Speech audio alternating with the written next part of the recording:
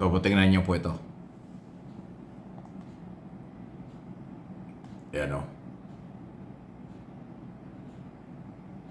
Pinasok na po ng Bureau of Customs ang opisina nitong Diskaya, yung garahe ng nakakalulang mamahaling mga sasakyan. Titingnan kung ano ba ang legal ba ang dokumento nito at kung paano. Ayan po yung unang salbo ng galaw ng Bureau of Customs. Ayan yung building ng pag-aari ng Diskaya. Nandyan po yung mga mamahaling kotse. Sabi ng una, 100 unit yan.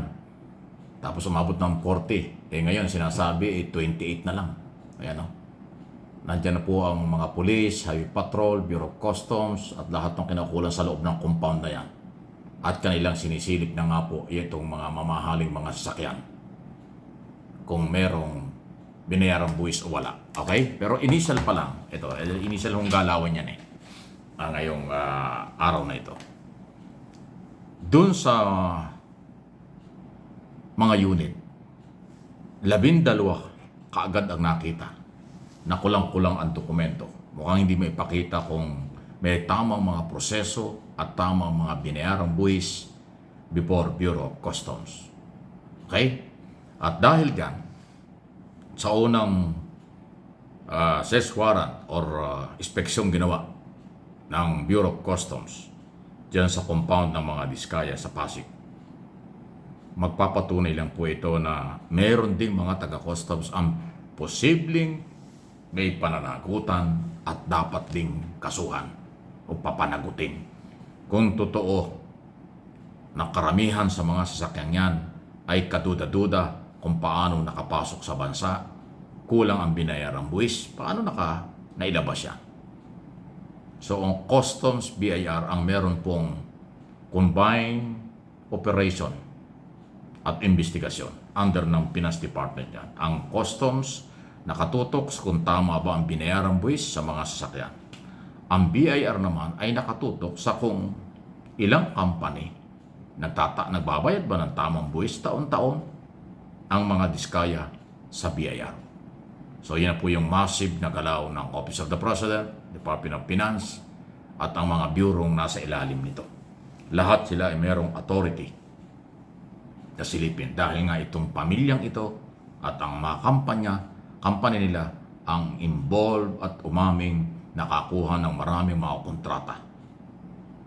71 contract noong taong 2022 at 155 o 145 ang kabuuan na nakuha ang project dito sa flood control project, substandard at yung iba pa nga ay ghost project. So madalit sabi, ngayon pa lang sa ating opinion, pera ng taong bayan ang maaaring ibinili ng mga lokseker na yan. Mamahaling kotse, pagtatayo ng building at maaari-ari ang pag-aari ng Diskaya. Kaya may karapatan at suportahan natin ang Customs at BIR, Department of Finance na silipin ito at imbestigahan panagutin kasi sila po ang merong jurisdiksyon, kapangyarihan. Habulin ng kahit sino. Hindi lang Diskaya, lahat ng 15 kontraktor at iba pang mga kontraktor nasasabit dito sa ongoing investigation ng Independent Commission, yung Kongreso, Senado, in aid of legislation lang yun, recommendatory lang ang power nila. Ang powerful ay ang Independent Commission, Office of the President, na mag-identify ng mga taong may kinalaman dito, mag-file ng kaso, at humatong sa korte ang lahat ng mga dapat managot. So, gumagalaw na po ang buong gobyerno. Medyo mabagal lang pero at least gumagalaw na sila. Kasi itong madidiscovery ng BIR at Customs, ito yung ebidensya kung paano panagutin ang mga kontraktor. Yan ang tamang paraan.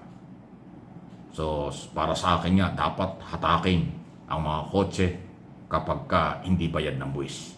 Ang mga property na pag-aari ng kontraktor na hindi nagbabayad ng tamang buwis, dapat i-close yan. Temporary close. Lahat ng ari-arian nilang ma-identify. Temporary close muna. I-take over ng gobyerno habang nagsasagawa ng investigasyon para hindi magamit ang facilities at pera nila para pagtakpan ang kanilang posibleng kasalanan under the law. tungkol sa pagkamal ng bilyon-bilyon o daang milyon hanggang bilyon, baka trilyon sa matagal ng panahon pangungurakot nila sa kaba ng bayan. Sobra ho itong ginawa nila. Ang daming naghihirap, daming walang pagkain, daming walang bahay, ang daming nagkakasakit sa hirap ng buhay, tapos sila nakakamal ng pera ng mamamayan. Kaya pala libu-libong ektarya ng mga sakahan ng ating mga farmers, palayan at iba pa taniman sa mga probinsya wash out pagka nagtatagulan at bumabaha dahil ninanakaw ang pera para sa flood control. Dito sa Metro Manila at iba pang mga syudad, commercial area na papasok ang tubig dahil din sa palpak ng mga proyekto. So, napakalawak.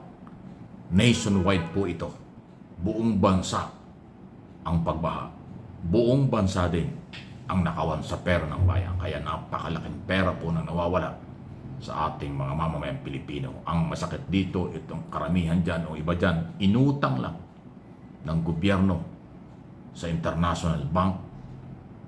Tapos tayong collateral, tayong magbabayad, pero kinuha lang, ninakaw lang ng mga corrupt government official at pribadong sektor na sangkot sa mga proyekto ng gobyerno. Hindi lang po yan sa DPWH. Tandaan niyo sinasabi ko.